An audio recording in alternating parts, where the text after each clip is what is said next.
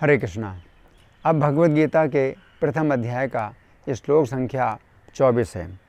संजय उवाच एव मुक्तो ऋषिकेशो गुडाकेशेन भारत सेनयोरुभयोर्मध्ये स्थापयित्वा रथोत्तमम्।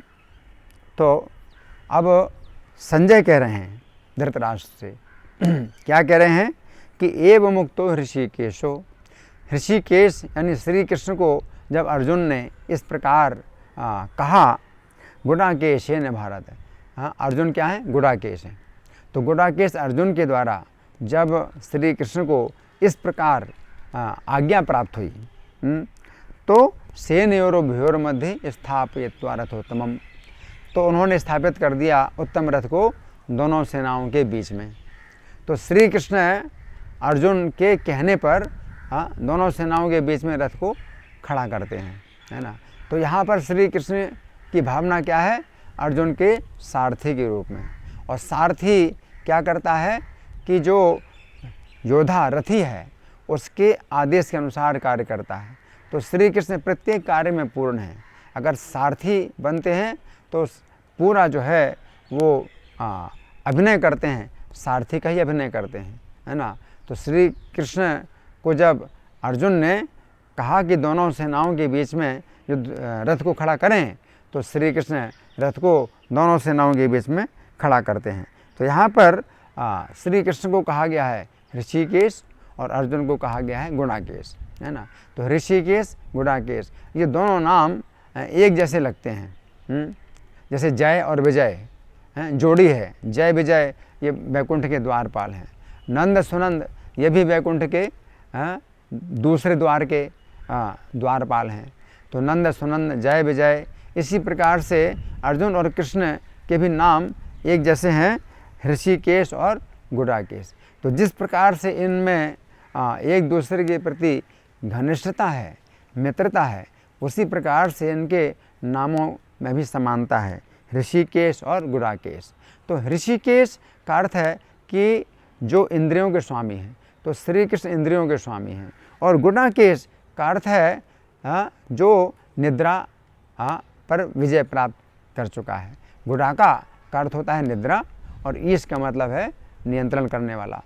तो अर्जुन ने निद्रा के ऊपर नियंत्रण कर लिया है। निद्रा का अर्थ है तमोगुण।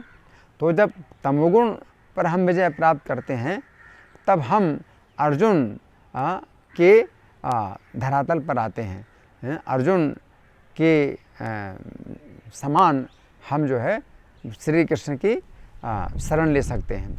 और फिर श्री कृष्ण ऋषिकेश जो इंद्रियों के स्वामी हैं। तो जब हम अर्जुन निद्रा पर विजय प्राप्त करके अर्जुन की तरह श्री कृष्ण की शरण लेते हैं तो फिर हमें इंद्रियों के ऊपर विजय प्राप्त होती है।